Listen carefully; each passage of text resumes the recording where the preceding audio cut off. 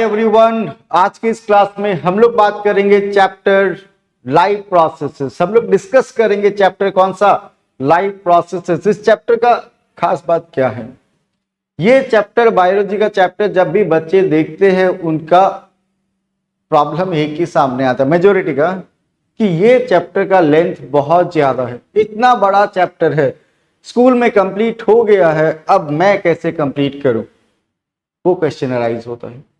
तो इसके लिए एक सिंपल एडवाइस है, इतना बड़ा चैप्टर, जब भी कोई बड़ा चैप्टर आप अटेम्प्ट करते हो फर्स्ट टाइम, आप उस चैप्टर को कुछ पार्ट में डिवाइड कर लो और एक एक पार्ट करके कंप्लीट करो। लाइफ प्रोसेस के लिए बेस्ट एडवाइस है, आप इस चैप्टर को 4 पार्ट्स में डिवाइड कर लो। न्यूट्रिशन को अलग से पढ़ना है, रेस्पिरेशन है, उसके बाद ट्रांसपोर्टेशन है और एक्सक्रीशन है। इन चारों पार्ट को 4 चैप्टर समझ के आप पढ़ो, डिटेल पढ़ो। फर्स्ट टाइम, पहला बार आपको थोड़ा ज्यादा टाइम लगेगा, लेकिन धीरे धीरे आप हैबिचुअल हो जाओगे इस चैप्टर के साथ, तो आपको कम टाइम में इस चैप्टर को कंप्लीट करने में प्रॉब्लम नहीं होगी। तो ये एडवाइस मान लेना। चैप्टर को स्टार्ट करते हैं। चैप्टर का नाम लाइफ प्रोसेसेस है और हम लोग सब जानते हैं लाइफ प्रोसेसेस क्या होता है। Processes that are essential for life, processes that are essential to continue life. लेकिन इसका थोड़ा और बायोलॉजिकल वर्जन देख लेते हैं। The basic processes that are performed by living organism to maintain and repair their body structure. अब जिंदा रहने के लिए बॉडी को खुद को रिपेयर भी करना है, बॉडी को मेंटेन भी रखना है, क्योंकि एनवायरमेंटल कंडीशन से आपका बॉडी का स्ट्रक्चर डिटोरिएट हो सकता है। तो बॉडी स्ट्रक्चर को मेंटेन करना, ओके, बॉडी स्ट्रक्चर को रिपेयर करना और लाइफ को कंटिन्यू रखने वाला प्रोसेसेस को क्या बोलेंगे, लाइफ प्रोसेसेस। डेफिनेशन देख लो एक बार। The basic processes that are perform by living organism to maintain and repair their body structure and to continue life on earth are called what, life processes. और जब आप लाइफ प्रोसेसेस का meaning जान ही गए हो तो कुछ एग्जाम्पल भी जान लेना अच्छा है।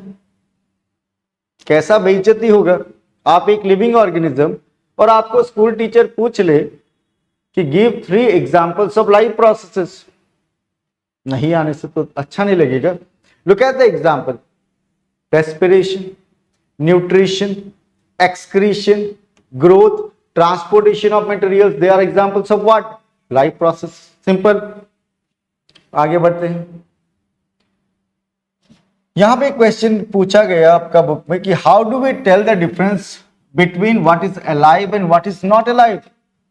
अब कोई चीज अलाइव है, लिविंग है, नॉन लिविंग है, हम लोग कैसे बताएंगे? हम लोग बता सकते हैं, because we know some characteristics of living organisms. Living beings grow, हम लोग जानते हैं, but non livings do not. Living beings can reproduce, non livings can not. Living beings can move, they show different types of movement. अगर living beings एक जगह से दूसरी जगह मूव कर सकता है तो हम लोग बोलेंगे लोकोमोशन।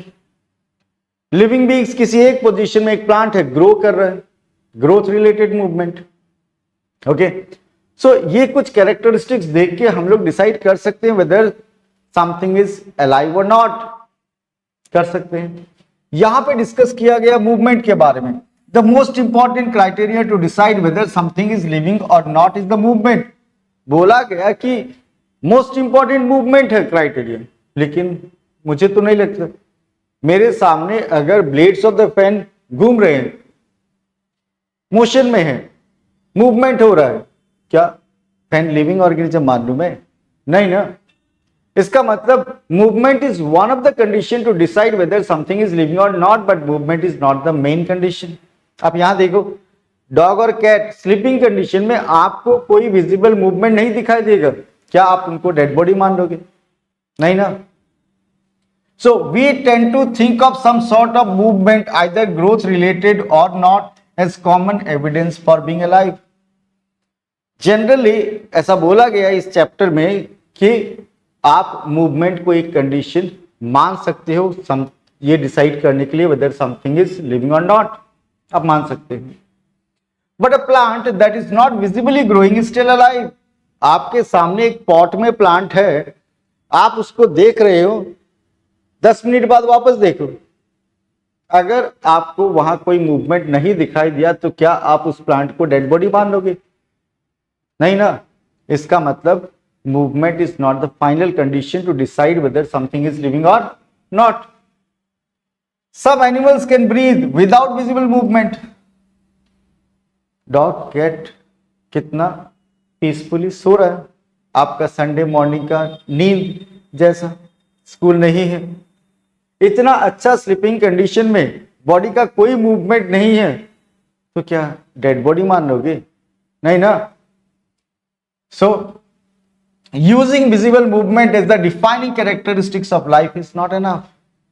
तो पहले आपको पूछा गया कि हाउ डू वी टेल, कैसे हम लोग बोल सकते हैं वेदर समथिंग इज अलाइव और नॉट। तो एक कंडीशन मूवमेंट माना जा सकता है, but movement is not the defining characteristics. Okay, I hope you have understood. Movement, कुछ मूवमेंट है लेकिन जो लाइफ के लिए जरूरी है। Movements over very small scales will be invisible to the naked eye. कुछ ऐसा मूवमेंट भी है जो हम लोग को दिखाई नहीं देगा, लिविंग बॉडी से रिलेटेड या उनका बॉडी के अंदर हो रहा है, वो मूवमेंट हम लोग को दिखाई नहीं दे रहा, but they are important for life. यहां पूछा गया is this invisible molecular movement necessary for life? तो आंसर है यस, क्योंकि आपका बॉडी में जो कांस्टेंट स्ट्रक्चर है, आपका बॉडी में जो रिपेयरिंग चल रहा है, उसके लिए क्या होना पड़ेगा? मॉलिक्यूलर मूवमेंट होना पड़ेगा, क्योंकि आपका बॉडी का एक ऑर्गेनाइज स्ट्रक्चर है।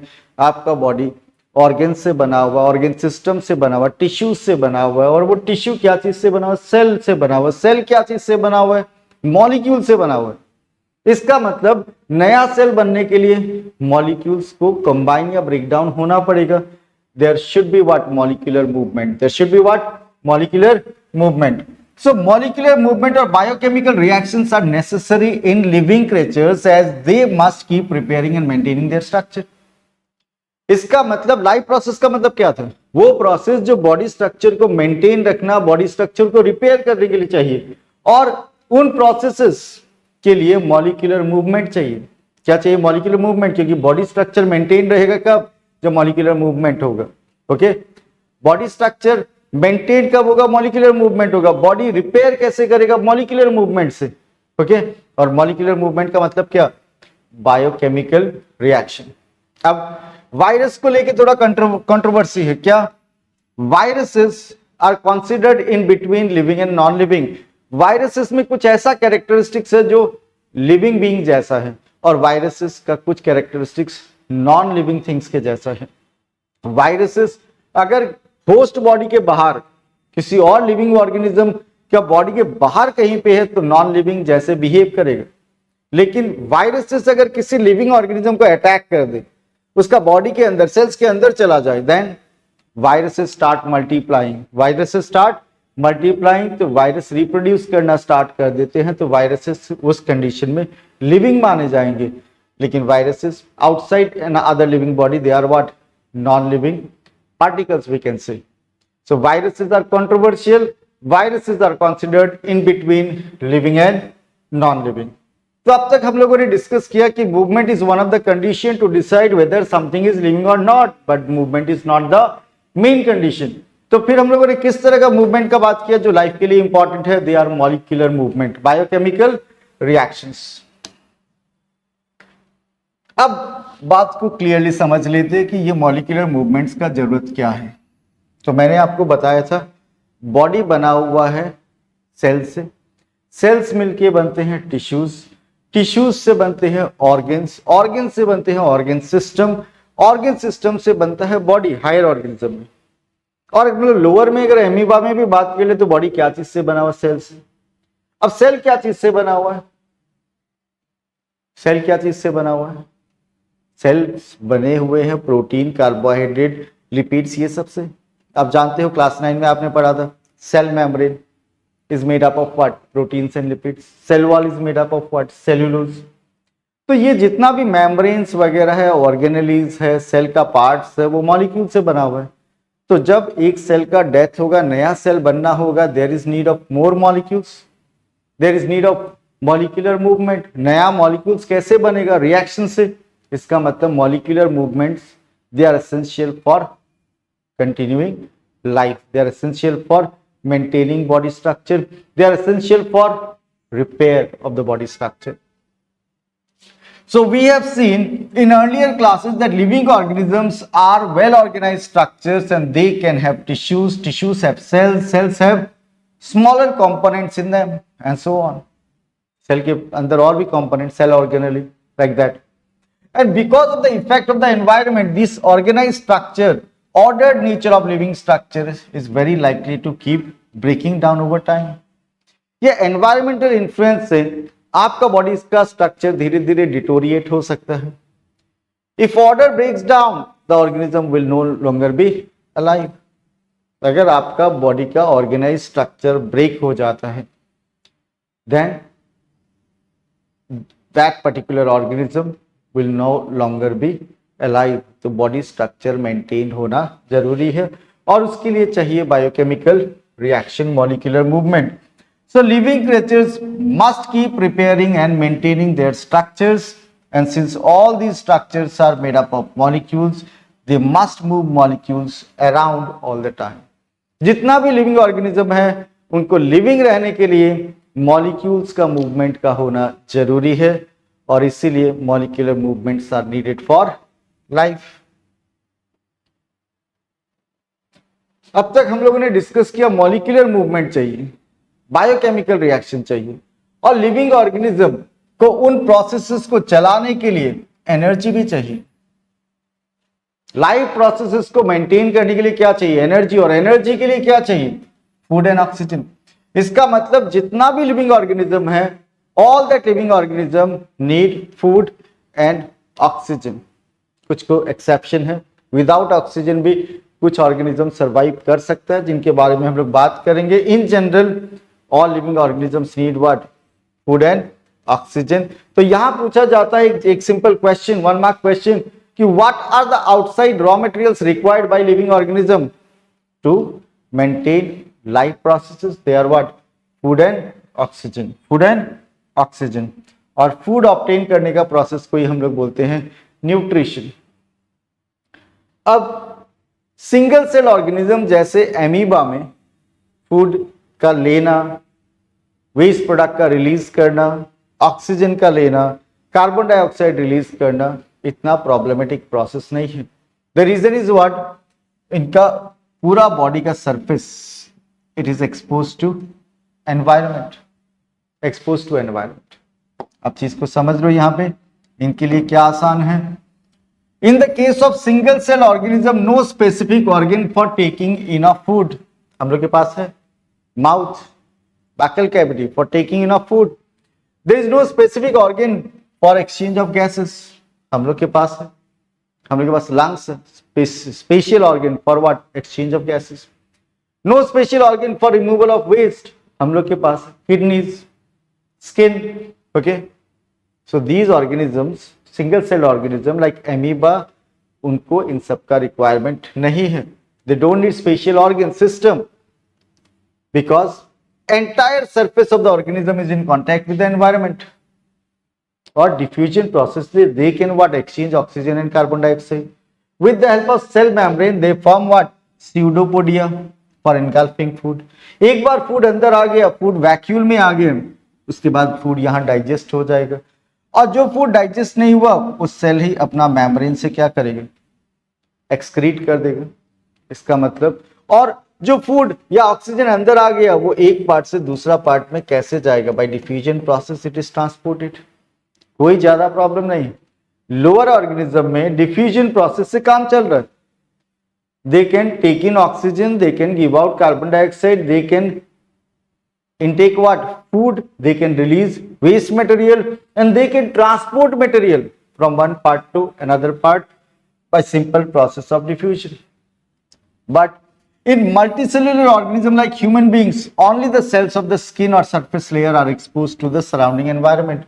अब हम लोग खुद का बात कर ले कि हम लोग का बॉडी का सिर्फ स्किन का sales, they are what? Exposed to environment, and the rest of the body cells of the internal organs are in not contact with the surrounding environment. अब एमीबा जैसा तो हम लोग में नहीं हो सकता कि हम लोग का स्किन का सेल्स ऑक्सीजन डिफ्यूजन प्रोसेस से एब्जॉर्ब किया। अब वो डिफ्यूजन प्रोसेस से अगर वो ऑक्सीजन बॉडी का सभी पार्ट्स तक जाना है तो बहुत टाइम लग जाएगा। Diffusion is a slow process. हम लोग का लंग्स से अगर डिफ्यूजन प्रोसेस से ऑक्सीजन को 2 सेल्स तक जाना होता सालों लग जाता, वेरी स्लो प्रोसेस। तो अब ऑर्गेनिज्म का बॉडी स्ट्रक्चर अगर कॉम्प्लेक्स है, इन दैट केस उनको चाहिए special organs, special systems to perform different functions, different life processes. Hence, exchange of gases by diffusion may not be possible in these cells. जो cells external environment का contact में नहीं है तो क्या वो diffusion से ऑक्सीजन ले पाएंगे from environment? तो आंसर है नहीं। और इवन हम लोग का बॉडी में स्किन सेल्स में भी वो एबिलिटी नहीं है। Thus, multicellular organism requires specialized organ और organ system for intake of food. Mouth का बात हो रहा है हम लोगों में, फॉर ब्रीदिंग लंग्स का बात हो रहा है, एक्सचेंज ऑफ गैसेस लंग्स का बात हो रहा है, transport of gases to meet the oxygen requirement circulation का बात हो रहा है। ओके, तो मल्टीसेल्युलर ऑर्गेनिज्म को चाहिए special organ, special system to perform different function, different life processes which are essential to continue life.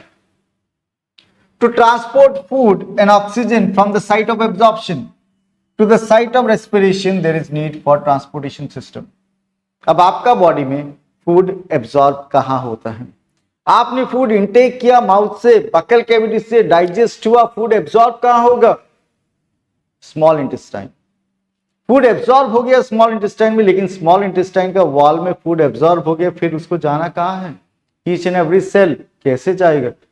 Bye transportation system, arteries, veins, capillaries, heart, lymphatic system. So to transport food and oxygen from the site of absorption. Oxygen कहाँ absorb होता है आपका body में? Oxygen absorb होता है lungs में, और फिर उस ऑक्सीजन को लंग्स से बॉडी का डिफरेंट पार्ट से ट्रांसपोर्ट करने के लिए there is circulatory system. Which system? Circulatory system. अब आपका बॉडी में जब फूड और ऑक्सीजन यूज होगा, उनमें केमिकल रिएक्शन होगा और भी केमिकल रिएक्शन होगा, और उससे क्या होता है? बॉडी में काम का सामान तो बनेगा, साथ ही साथ वेस्ट प्रोडक्ट भी प्रोड्यूस होता है। जब ऑक्सीजन यूज होता है आपका बॉडी में, रेस्पिरेशन प्रोसेस में ऑक्सीजन यूज हुआ तो कौन सा गैस प्रोड्यूस हुआ? Carbon dioxide. Carbon dioxide is a metabolic waste that has to be released out of the body. Carbon dioxide को रिलीज करने के लिए we have specialized organ lungs. अब जब भी केमिकल रिएक्शन होगा तो बहुत ऐसा वेस्ट भी प्रोड्यूस होगा जिनको लंग्स रिमूव नहीं कर सकते। कुछ नाइट्रोजनस वेस्ट प्रोड्यूस हो सकता है, और वो नाइट्रोजनस वेस्ट जो प्रोड्यूस होगा उनको रिलीज करने के लिए, बॉडी से बाहर करने के लिए there is special system, excretory system. When chemical reactions use carbon source and the oxygen for energy generation, they create byproducts that are not required, not only useless for the cells of the body, but could even be harmful. एक तो waste produce हुआ, और अगर वो ज्यादा time तक cell में रह गया, बॉडी में रह गया, will cause what? Harm. And these waste products are therefore needed to be removed from the body and discarded outside by the process called excretion. तो मैंने आपको पूछा what are the outside raw materials required? Food and oxygen. Food और oxygen आपने body में intake करवा लिया, lungs oxygen लेने में हेल्प करेगा। फूड ये माउथ बकल कैविटी से आपने इंजेस्ट कर लिया, फूड और ऑक्सीजन, फूड का डाइजेशन हो गया, ऑक्सीजन ट्रांसपोर्ट हो गया, सेल तक पहुंच गया, सेल में ऑक्सीजन और फूड यूज होगा, रेस्पिरेशन प्रोसेस में एनर्जी लिबरेट होगा, मेटाबॉलिक वेस्ट भी प्रोड्यूस होगा, कार्बन डाइऑक्साइड लंग्स से बाहर हो जाएगा, और अदर काइंड्स ऑफ वेस्ट उनको हटाने के लिए अलग से सिस्टम है। That system is called what? एक्सक्रीटोरी system. Process का नाम क्या है? एक्सक्रीशन।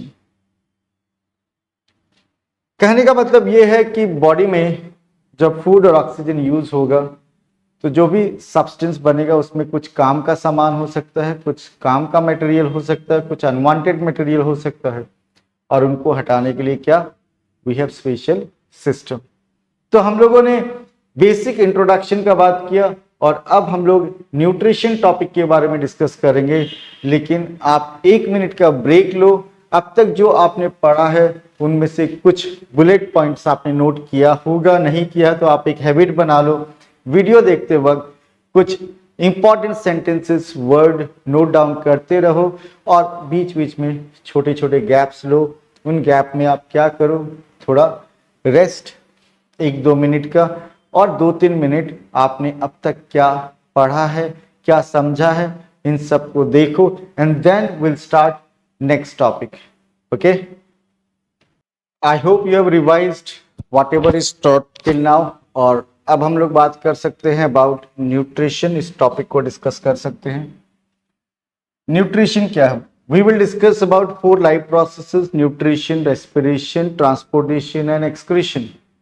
पहला लाइफ प्रोसेस जिसके बारे में डिटेल डिस्कशन करेंगे वो nutrition, and the process of intake of food and utilization of food is called nutrition. Food intake करना, फूड यूटिलाइज करना, अनडाइजेस्टेड और अनयूज्ड फूड को बॉडी से बाहर करना, that is what? Nutrition. The process of nutrition involves taking of food inside the body, converting them into smaller molecules. Taking of food inside the body हो गया ingestion, converting them into smaller molecules हो गया digestion. Digestion क्यों important है? So that food can be absorbed.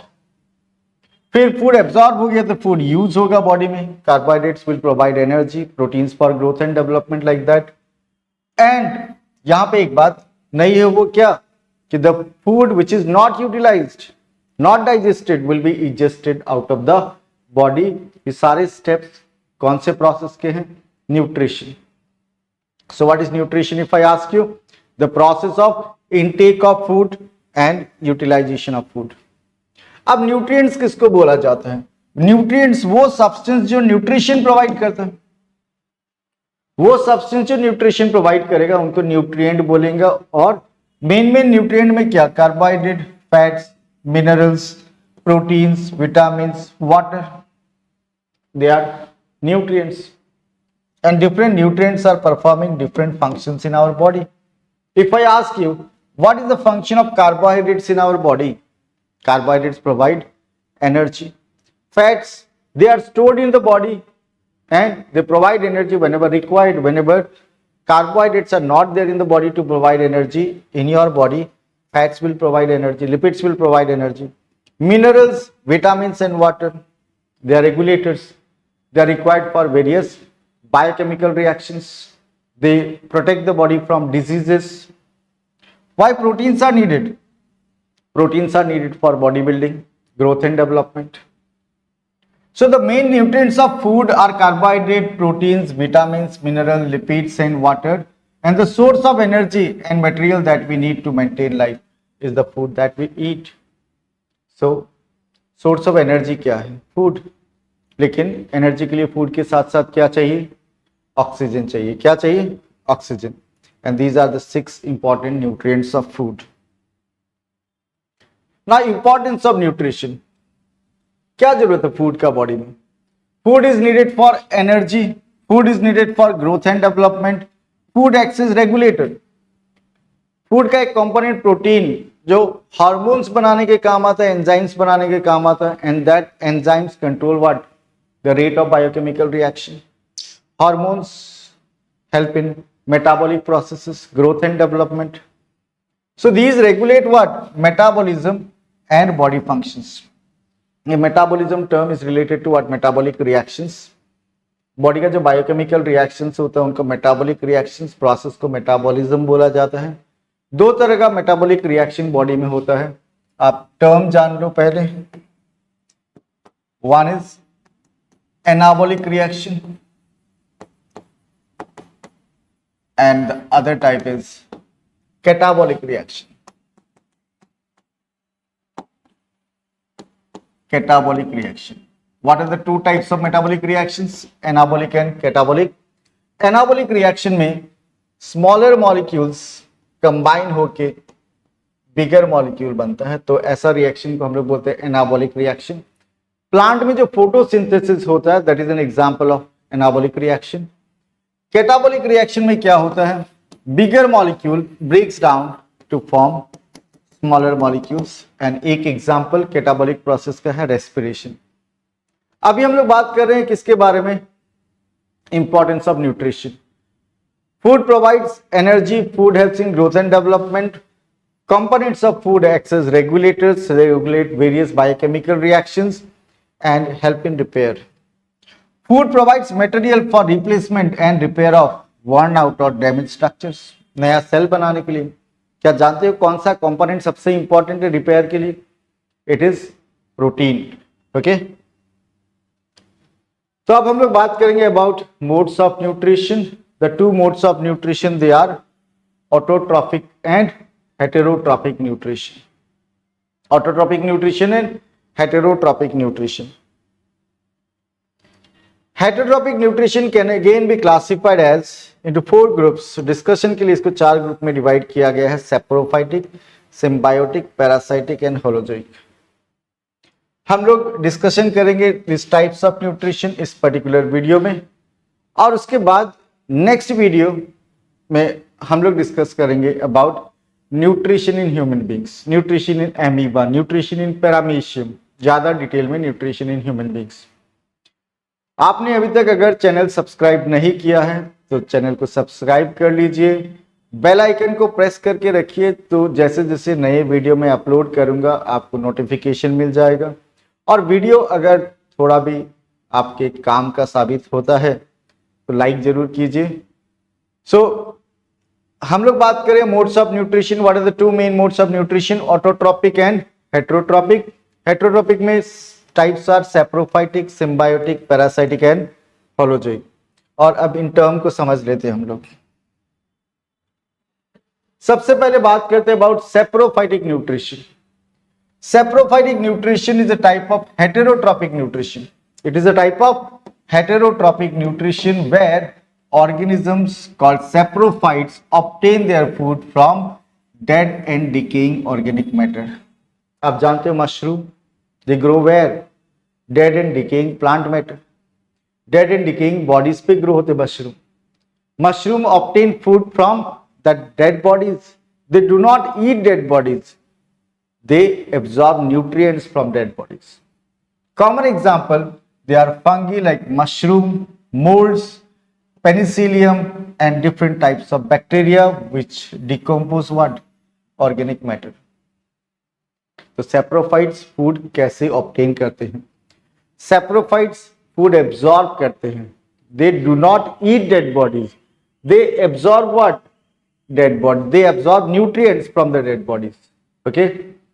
Saprophytes secrete enzymes to break down complex organic matter into simpler compounds. क्या कहते हैं, saprophyte जब डेड बॉडीज पे अटैक करते हैं तो वो एंजाइम रिलीज करते हैं, और वो एंजाइम डेड बॉडीज में जो कॉम्प्लेक्स ऑर्गेनिक कंपाउंड्स हैं उनको सिंपलर एंड सॉल्युबल फॉर्म में कन्वर्ट करेगा। दैट मीन्स इनमें ये जो सैप्रोफाइट्स है वो डाइजेशन अपना बॉडी के अंदर नहीं करते, डाइजेशन बॉडी के बाहर करते हैं, और डाइजेशन अगर हो गया डेड बॉडीज का फिर उनमें से न्यूट्रिएंट्स एब्जॉर्ब करते हैं। They then absorb these simpler nutrients through their cell walls. So examples of saprophytes, mushroom, penicillium, they are example of saprophytes. So what are the 4 types of heterotrophic nutrition? If I ask you first one, saprophytic, then parasitic, then symbiotic and then holozoic. अभी हम लोग बात करेंगे about parasitic nutrition. Parasites food obtain करते हैं दूसरा living body से, और ज्यादातर पैरासाइट्स हार्म करते हैं। क्या करते हैं? हार्म किसको? होस्ट ऑर्गेनिज्म को। पैरासाइट जिस लिविंग ऑर्गेनिज्म का बॉडी में जाके फूड ऑब्टेन करते हैं उस लिविंग ऑर्गेनिज्म को होस्ट ऑर्गेनिज्म बोला जाता है, और जो ऑर्गेनिज्म किसी होस्ट के अंदर जाके फूड ऑब्टेन करेगा they are parasites. They are what? Parasite. So parasitic nutrition is a mode of heterotrophic nutrition where an organism called parasite derives its nutrients from another living organism. That living organism is host. Parasite lives on or inside the host. अगर on the body रहेगा, body के बाहर, तो हम लोग बोलेंगे ectoparacyte. क्या बोलेंगे? Ectoparacyte. और अगर बॉडी के अंदर होगा इनसाइड तो बोलेंगे एंडोपैरासाइट। एंडोपैरासाइट ज्यादातर worms, tapeworm, round worm, they are what? Endoparasite. Tick, mosquito, they are what? Ectoparasite. Okay, mosquito किस कैटेगरी में आता है? एक्टोपैरासाइट। आपका बॉडी के बाहर से, आपका बॉडी से न्यूट्रिशन ले लेगी। Okay, examples include tapeworm, mosquito, roundworm, they are examples of what? Parasites. They show what kind of nutrition? Parasitic nutrition. Next, a holozoic nutrition is a type of nutrition where organism ingests solid or liquid food. Organism ingest करेगा कैसा? Solid and liquid food. Ingestion जैसे human beings. Okay, फिर वो food अंदर processing होगा इसका. Processing मतलब क्या? Food ingest होगा, mastication होगा, digestion होगा. Then absorb the nutrients. बाद में digestion होने के बाद absorption. और absorption होने के बाद क्या? यूज होगा food, that is assimilation.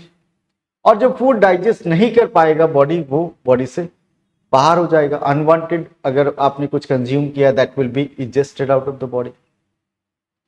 So holozoic nutrition is a type of nutrition where organism ingests solid or liquid food, processes it inside the body internally and then absorb the nutrients. It involves 5 steps. The steps are ingestion, digestion, absorption, assimilation, egestion. So if I ask you, what are the 5 steps of holozoic nutrition? They are first one, ingestion, then digestion, then absorption, assimilation and egestion. Amoeba shows what kind of nutrition? Amoeba also shows holozoic nutrition. Food ingest होगा, food vacuole बनेगा, food digestion होगा, digestion होने के बाद absorb होगा, और जो food unwanted है will be thrown out of the body, ingested out of the body. So we discussed about holozoic nutrition. अब हम लोग बात कर लेते हैं अबाउट सिम्बायोटिक न्यूट्रिशन. ये सिम्बायोसिस में क्या होता है? दो ऑर्गेनिज्म एसोसिएशन में रहेंगे. ओके, एक दूसरा को फूड प्रोवाइड करेगा तो दूसरा वाला को कोई ना कोई बेनिफिट मिलेगा. Symbiotic nutrition is a type of heterotrophic nutrition where two different species form a close association. Benefit from each other's presence in terms of nutrient exchange. दोनों को बेनिफिट होगा. Okay, in terms of what? Nutrient exchange. खाने से related कोई benefit होने वाला है. For example algae which is autotroph. Algae और फंगस दोनों का सिम्बायोटिक एसोसिएशन ये रहा. ये आपको ट्रीज का ब्रांचेस में, ट्रंक में इस तरह का पैचेस दिखाई देगा. They are what? Lichens, lichens भी बोला जाता है.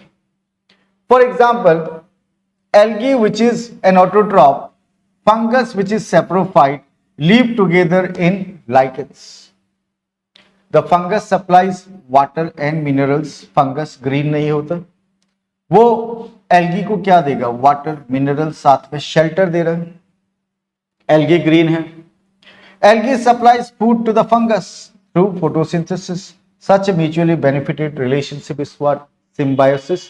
And such nutrition is called what? Symbiotic nutrition. So an example of symbiotic nutrition is lichen. Lichen is a symbiotic relationship between what? Algae and fungus. Algae can prepare food and fungus provides mineral water and shelter to the algae. So we discussed different types of heterotrophic nutrition. अब हम लोग बात कर लेते हैं about autotrophic nutrition. Auto का मतलब होता है सेल्फ और हेटेरो का मतलब होता है other. Autotrophic nutrition is the process by which an organism produces its own food from simple inorganic materials like water, carbon dioxide and mineral salts using energy from the sunlight or chemical reaction. ज्यादातर जब autotrophic nutrition की बात करते हैं तो दिमाग में photosynthesis का ही बात आता है, लेकिन ऐसा भी ऑर्गेनिज्म, ऑटोट्रॉपिक ऑर्गेनिज्म जो केमिकल रिएक्शन से अपना फूड बनाएंगे without light. Okay, that is chemosynthesis. थोड़ा बात करेंगे इसके बारे में. So what happens during photosynthesis? 6 molecules of carbon dioxide combines with 12 molecules of water with the help of sunlight trapped by chlorophyll, produces 1 molecule of glucose, 6 molecules of oxygen and 6 molecules of water. So carbohydrates are utilized for providing energy to the plant. Carbohydrates which are not used immediately are stored in the form of starch. तो plant carbohydrate produce करता है, carbohydrate अपने लिए use करता है। जो carbohydrate plant use नहीं कर पा रहा उनको प्लांट स्टोर कर लेता है, किस फॉर्म में? स्टार्च का फॉर्म में, and which serves as the internal energy reserve to be used as and when required by the plant. Plant starch बनाता है अपने लिए, प्लांट स्टार्च को स्टोर करके रखता है अपने लिए कि फ्यूचर में अगर एनर्जी का रिक्वायरमेंट होगा तो इस स्टार्च को प्लांट यूज करेगा। A somewhat similar situation is seen in us where some of the energy derived from the food we eat is stored in our body in the form of glycogen। हम लोग का body में भी food जो है, carbohydrate जो है, glycogen बन के बॉडी में स्टोर हो जाता है और यही ग्लाइकोजन बाद में एनर्जी प्रोवाइड करते हैं। क्या आपको पता है बॉडी का कौन सा ऑर्गन में मेनली, कौन सा पार्ट में मेनली ये ग्लाइकोजन स्टोर होता है? This glycogen is mainly stored in liver और थोड़ा in muscles also. Okay, so plant जो है अपना एक्स्ट्रा कार्बोहाइड्रेट किस फॉर्म में स्टोर करता है? स्टार्च के फॉर्म में, और एनिमल्स लाइक ह्यूमन बींग्स किस फॉर्म में? ग्लाइकोजन का फॉर्म में। And this is equation for photosynthesis. मैं तो आपको एडवाइस करूंगा ये वाला इक्वेशन कोफिशिएंट के साथ ही आप लर्न कर लो। 6 molecules of carbon dioxide combines with 12 molecules of water with the help of solar energy trapped by chlorophyll, and glucose is formed। 6 molecules of oxygen and 6 molecules of water। Glucose का 1 molecule, glucose का formula क्या है? C6H12O6। So till now I discussed the different modes of nutrition, और अभी हम लोग बात कर रहे हैं ऑटोट्रॉपिक न्यूट्रिशन। मैंने आपको बात किया था केमोसिंथेसिस के बारे में। ऐसा कुछ बैक्टीरिया है, ऐसा भी ऑर्गेनिज्म है जो केमिकल रिएक्शन से अपना फूड बना सकते हैं without light. Chemosynthetic bacteria are autotrophic organisms that produce their own food using energy derived from chemical reaction rather than sunlight like in photosynthesis। Chemosynthesis is a biological process where organisms derive energy from oxidation of inorganic molecules। Oxidation process, आपको पता है respiration भी oxidation process, और यहां food prepare होगा कौन सा process से? ऑक्सीडेशन। और इनऑर्गेनिक मॉलिक्यूल इन्वॉल्व है। इनऑर्गेनिक आप जानते हो, क्लास 10 में हो। ऑर्गेनिक इनऑर्गेनिक में मेनली कंपाउंड्स, केमिस्ट्री का कॉन्सेप्ट से अगर बात करें, carbon compounds are organic compounds with some exception, and compounds, other compounds which do not contain carbon, they are considered to be what? Inorganic, which are found in the earth crust। Okay, so chemosynthesis is a biological process where organisms derive energy from oxidation of inorganic molecules such as hydrogen sulfide, sulfur and iron। इनका reaction से energy produce होगा। Okay, so they can prepare their own food by chemical reaction। Examples of chemosynthetic organism include certain iron oxidizing bacteria, sulfur oxidizing bacteria, archaea, and some deep sea animals। They show chemosynthesis। They can prepare or they can obtain energy, we can say directly by chemical reactions। और हम लोग को energy चाहिए तो food बनना पड़ेगा। We obtain food from plants or other animals। What kind of nutrition is shown by human beings? तो answer है हेटेरोट्रॉपिक। और हेटेरोट्रॉपिक में कौन सा न्यूट्रिशन? ह्यूमन बींग्स में हेटेरोट्रॉपिक का कौन सा न्यूट्रिशन? होलोजोइक। अगर मैं आपको पूछता हूं name one unicellular organism that show holozoic nutrition, best answer is amoeba. तो हम लोग डिस्कस करेंगे न्यूट्रिशन इन प्लांट्स, लेकिन ये वीडियो का लेंथ मैं इतना ही रखना चाहता हूं, और ये आज का ये वीडियो यहीं पे मैं कंप्लीट करता हूं। नेक्स्ट वीडियो में we will discuss about nutrition in plants. Detail हम लोग डिस्कस करेंगे फोटोसिंथेसिस के बारे में। और आपको अगर नेक्स्ट वीडियो का नोटिफिकेशन चाहिए तो आप बेल आइकन को प्रेस कर लो। चैनल अगर आपने सब्सक्राइब नहीं किया है तो सब्सक्राइब कर लो, क्योंकि अब मेरे तरफ से आपको रेगुलर वीडियो मिलते रहेंगे। पहले मैं लाइट प्रोसेस और चैप्टर लाइट पे फोकस करूंगा। इन दोनों चैप्टर के कंप्लीट वीडियो आपको धीरे धीरे मिलते रहेंगे। नोटिफिकेशन के लिए क्या करना है? चैनल को सब्सक्राइब करके बेल आइकन को प्रेस करना है। और वीडियो अगर आपको थोड़ा भी काम का लगता है, आपको कोई भी बेनिफिट हुआ है, then you should like the video. और आपको ये वीडियो उन सब क्लास 10 स्टूडेंट के साथ शेयर करना चाहिए जिनको इस तरह का एक्सप्लेनेशन का रिक्वायरमेंट है। Thank you.